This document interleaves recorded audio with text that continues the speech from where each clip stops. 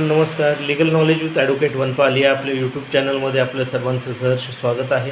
मित्रांनो, सन 2024-25 या सालासाठी आयकर रिटर्न्स भरण्याची लवकरच मुदत चालू होत आहे.